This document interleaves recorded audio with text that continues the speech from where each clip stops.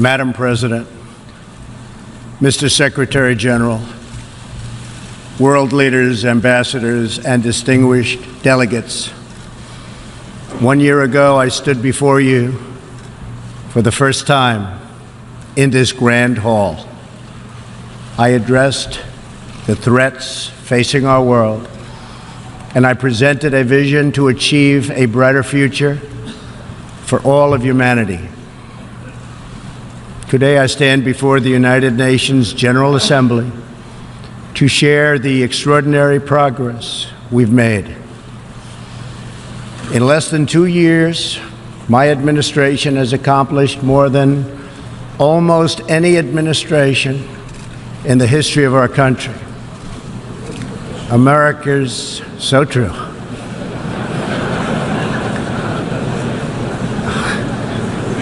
Didn't expect that reaction, but that's okay.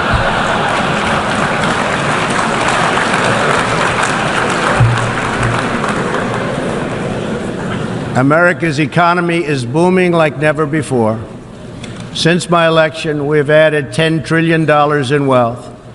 The stock market is at an all-time high in history, and jobless claims are at a 50-year low.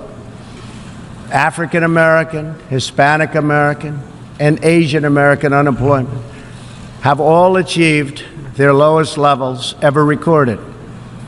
We've added more than 4 million new jobs, including 500,000 manufacturing jobs. We have passed the biggest tax cuts and reforms in American history. We've started the construction of a major border wall, and we have greatly strengthened border security.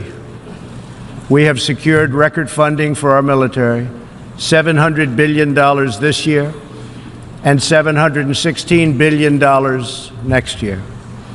Our military will soon be more powerful than it has ever been before. In other words, the United States is stronger, safer, and a richer country than it was when I assumed office less than 2 years ago. We are standing up for America and for the American people, and we are also standing up for the world. This is great news for our citizens and for peace-loving people everywhere. We believe that when nations respect the rights of their neighbors and defend the interests of their people, they can better work together to secure the blessings of safety, prosperity, and peace. Each of us here today is the emissary of a distinct culture, a rich history, and a people bound together by ties of memory, tradition, and the values that make our homelands like nowhere else on earth. That is why America will always choose independence and cooperation over global governance, control, and domination.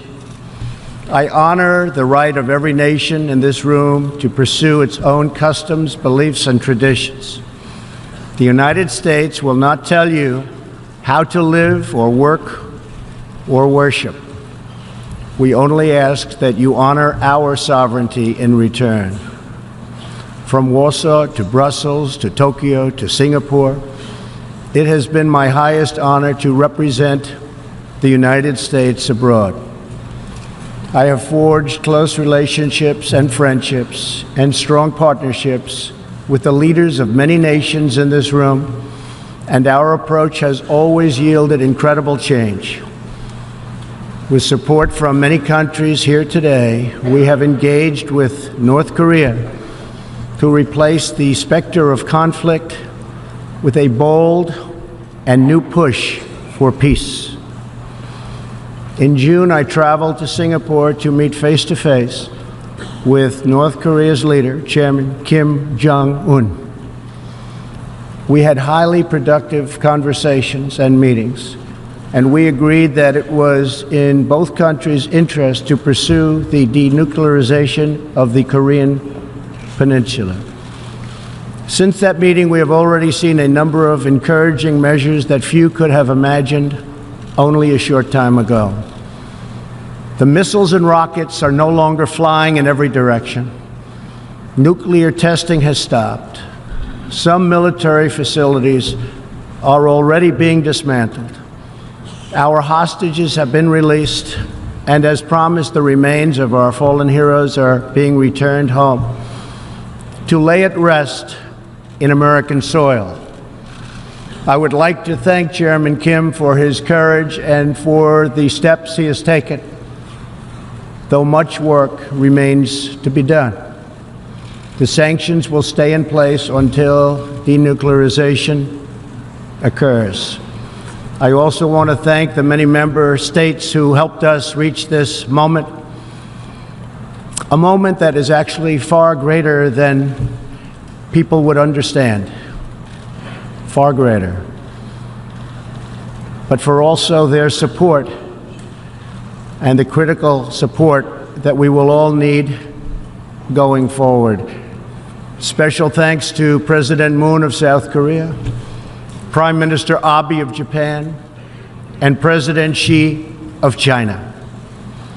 In the Middle East, our new approach is also yielding great strides and very historic change. Following my trip to Saudi Arabia last year, the Gulf countries opened a new center to target terrorist financing. They are enforcing new sanctions, working with us to identify and track terrorist networks, and taking more responsibility for fighting terrorism and extremism in their own region. The UAE, Saudi Arabia, and Qatar have pledged billions of dollars to aid the people of Syria and Yemen, and they are pursuing multiple avenues to ending Yemen's horrible, horrific civil war.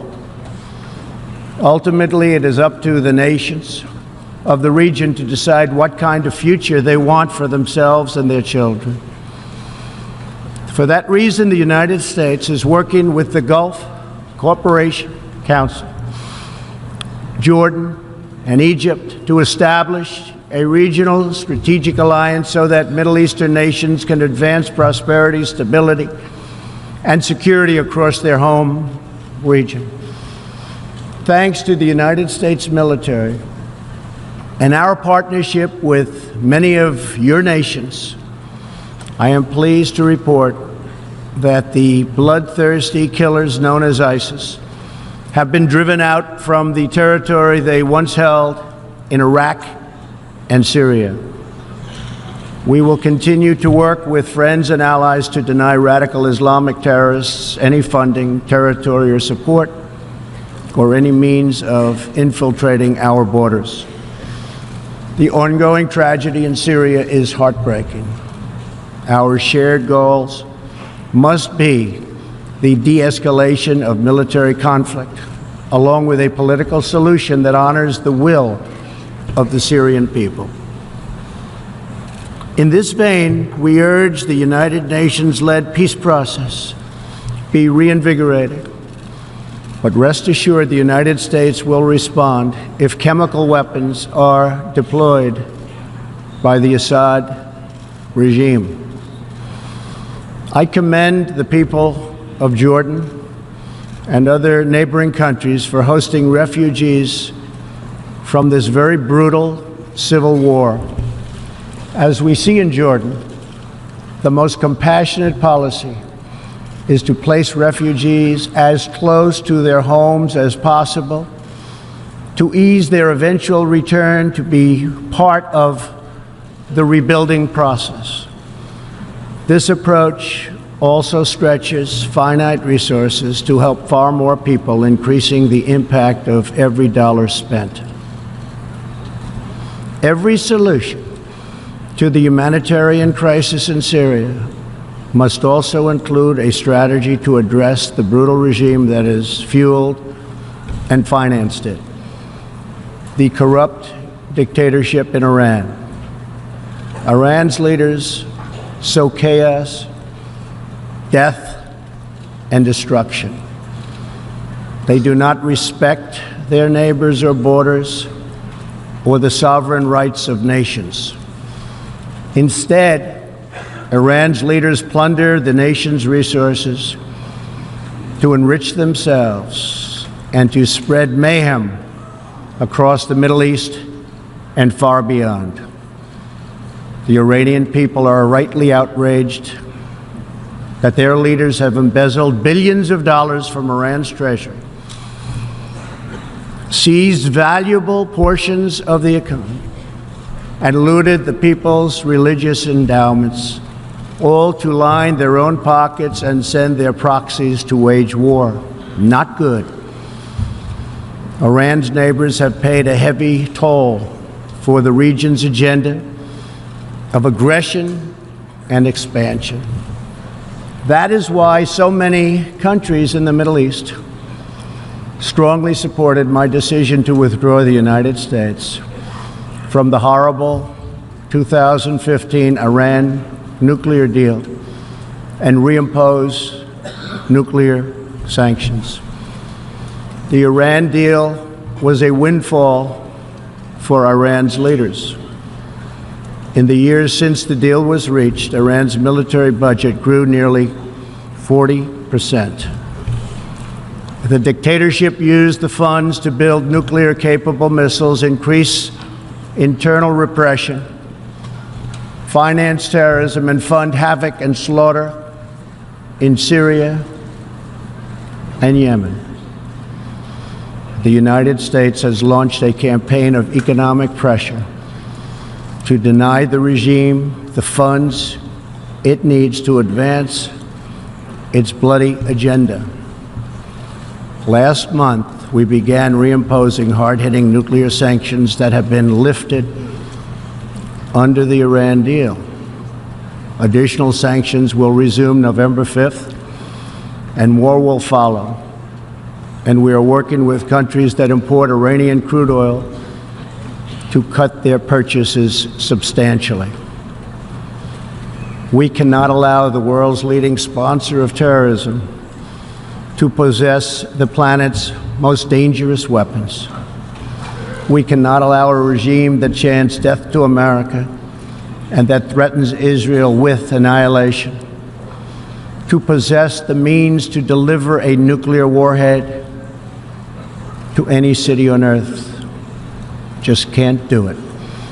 We ask all nations to isolate Iran's regime as long as its aggression continues.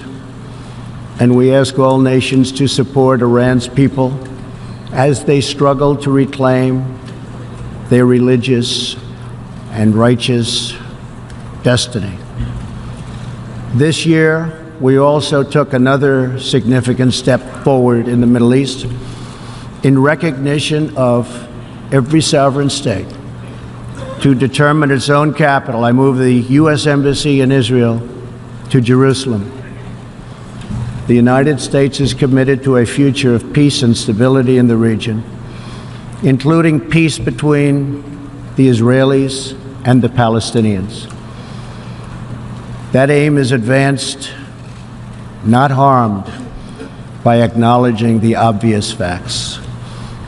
America's policy of principled realism means we will not be held hostage to old dogmas, discredited ideologies, and so-called experts who have been proven wrong over the years, time and time again.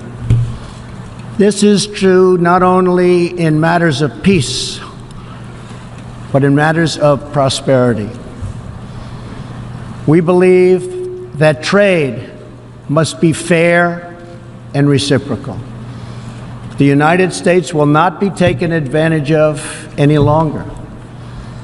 For decades, the United States opened its economy, the largest by far on earth, with few conditions.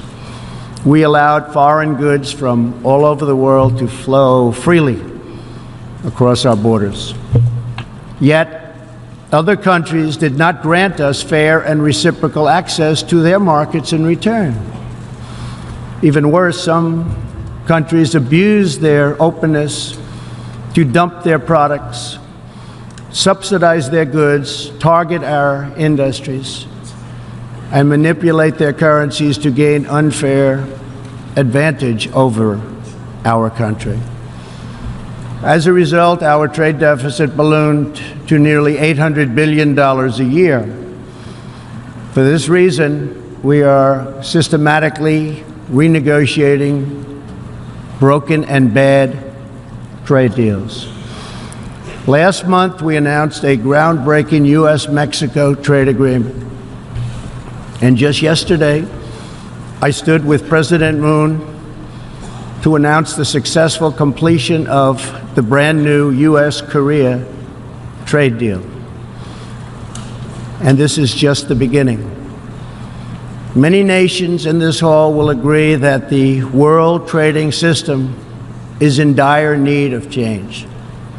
For example, countries were admitted to the World Trade Organization that violate every single principle on which the organization is based. While the United States and many other nations play by the rules, these countries use government-run industrial planning and state-owned enterprises to rig the system in their favor. They engage in relentless product dumping, forced technology transfer, and the theft of intellectual property. The United States lost over 3 million manufacturing jobs, nearly a quarter of all steel jobs, and 60,000 factories after China joined the WTO. And we have racked up $13 trillion in trade deficits over the last 2 decades. But those days are over. We will no longer tolerate such abuse.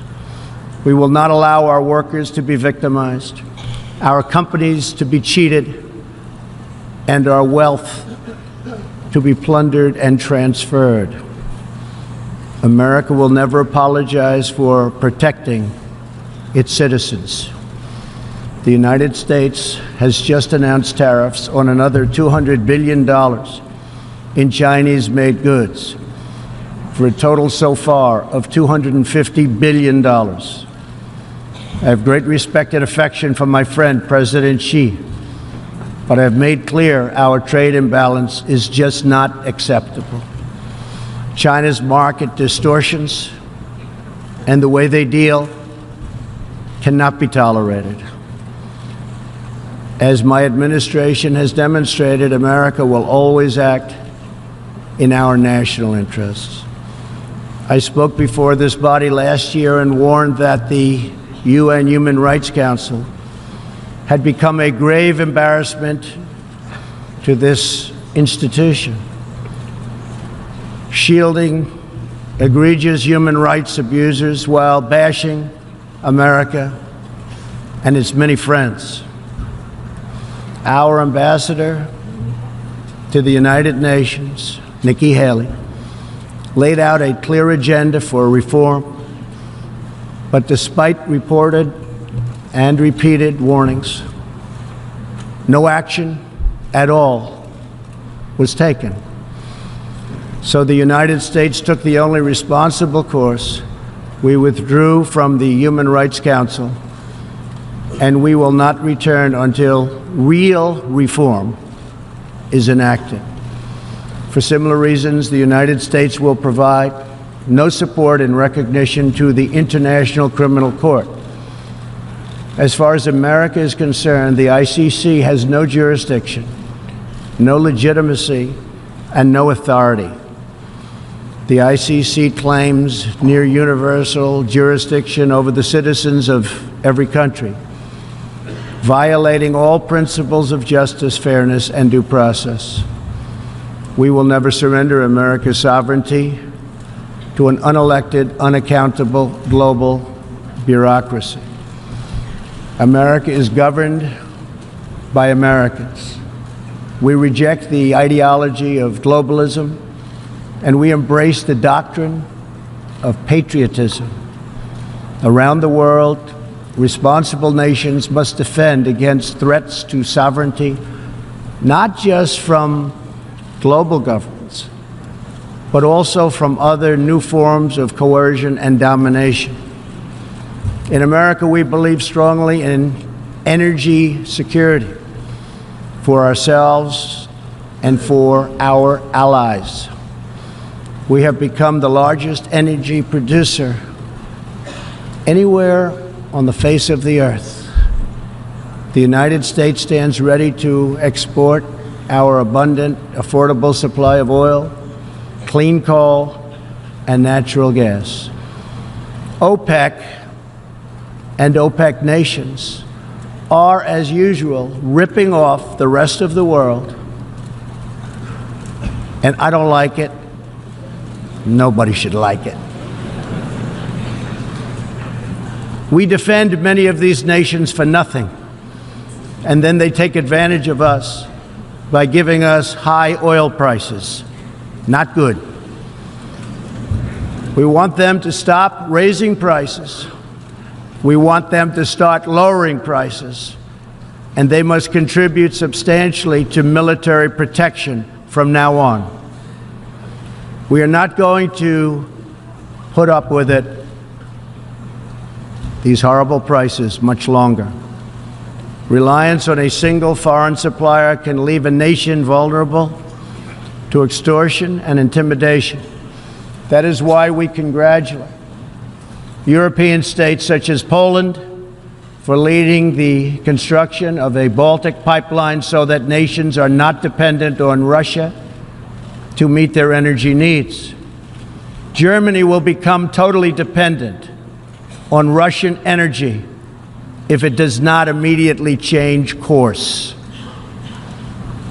Here in the Western Hemisphere, we are committed to maintaining our independence from the encroachment of expansionist foreign powers. It has been the formal policy of our country since President Monroe that we reject the interference of foreign nations in this hemisphere and in our own affairs. The United States has recently strengthened our laws to better screen foreign investments in our country for national security threats. And we welcome cooperation with countries in this region and around the world that wish to do the same. You need to do it for your own protection. The United States is also working with partners in Latin America to confront threats to sovereignty from uncontrolled migration. Tolerance for human struggling and human smuggling and trafficking is not humane. It's a horrible thing that's going on at levels that nobody has ever seen before. It's very, very cruel. Illegal immigration funds, criminal networks, ruthless gangs, and the flow of deadly drugs.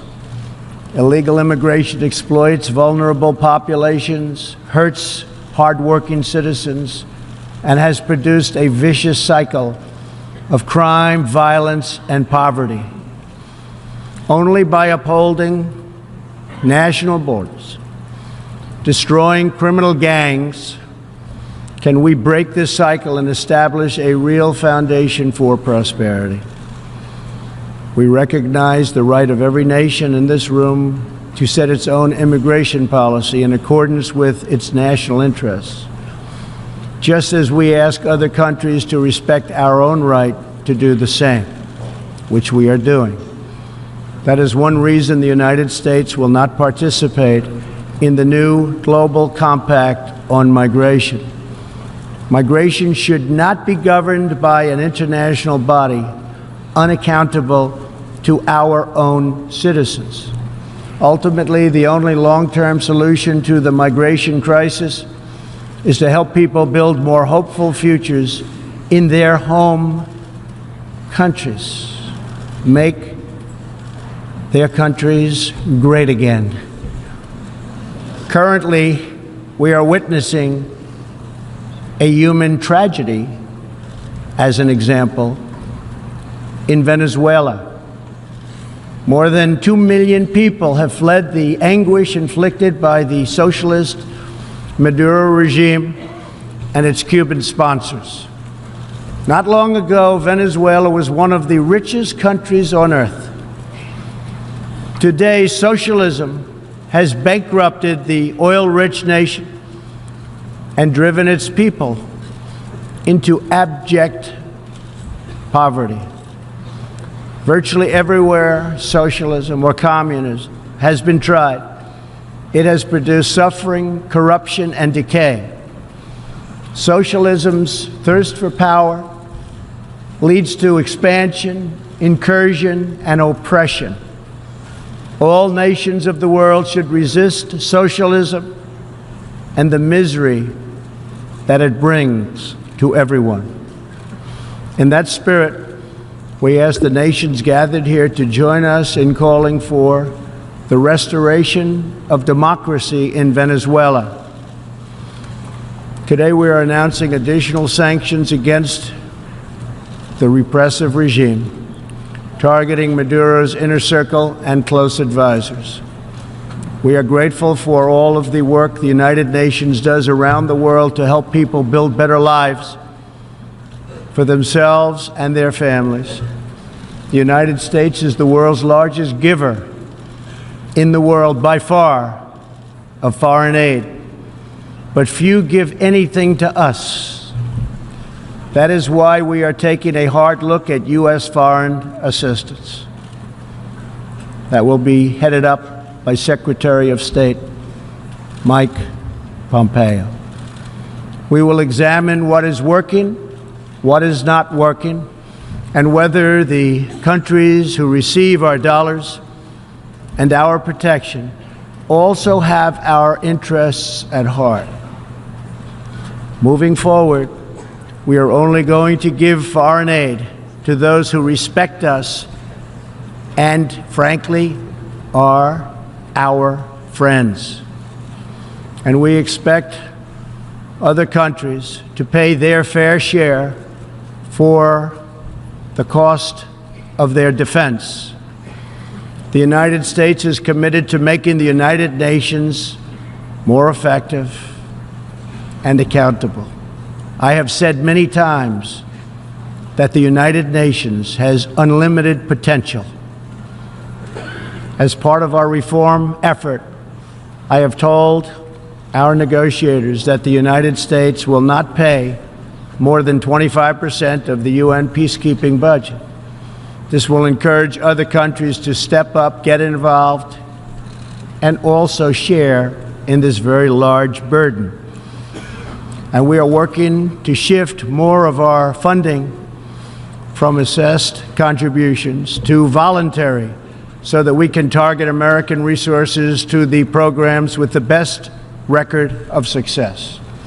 Only when each of us does our part and contributes our share can we realize the UN's highest aspirations. We must pursue peace without fear, hope without despair, and security without apology. Looking around this hall, where so much history has transpired, we think of the many before us who have come here to address the challenges of their nations and of their times. And our thoughts turn to the same question that ran through all their speeches and resolutions, through every word and every hope.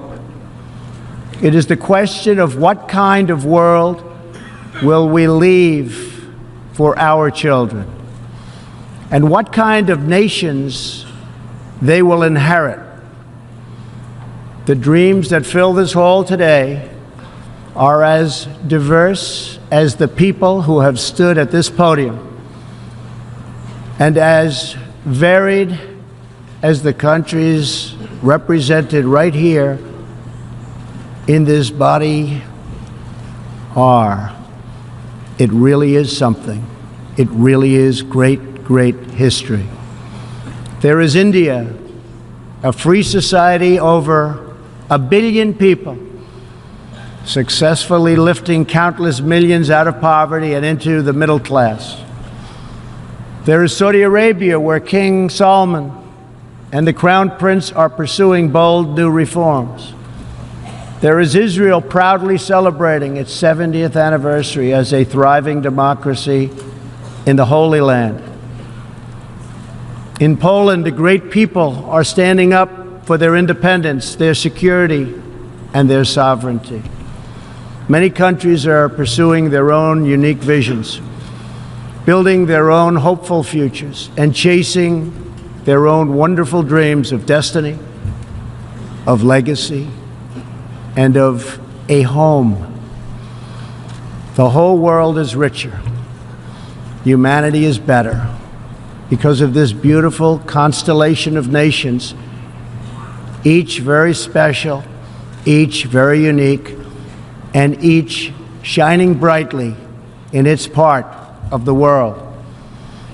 In each one, we see awesome promise of a people bound together by a shared past and working toward a common future.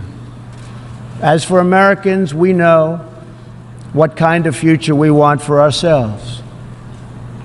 We know what kind of a nation America must always be. In America, we believe in the majesty of freedom and the dignity of the individual. We believe in self-government and the rule of law, and we prize the culture that sustains our liberty, a culture built on strong families, deep faith, and fierce independence. We celebrate our heroes. We treasure our traditions. And above all, we love our country. Inside everyone in this great chamber today, and everyone listening all around the globe, there is the heart of a patriot that feels the same powerful love for your nation, the same intense loyalty to your homeland.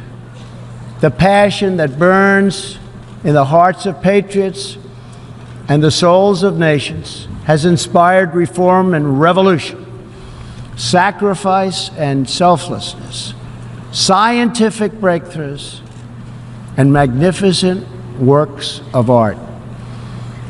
Our task is not to erase it, but to embrace it, to build with it, to draw on its ancient wisdom, and to find within it the will to make our nations greater, our region safer, and the world better. To unleash this incredible potential in our people, we must defend the foundations that make it all possible. Sovereign and independent nations are the only vehicle where freedom has ever survived, democracy has ever endured, where peace has ever prospered. And so we must protect our sovereignty and our cherished independence above all. When we do, we will find new avenues for cooperation unfolding before us. We will find new passion for peacemaking rising within us. We will find new purpose, new resolve, and new spirit flourishing all around us, and making this a more beautiful world in which to live. So together, let us choose a future of patriotism, prosperity, and pride. Let us choose peace and freedom over domination and defeat.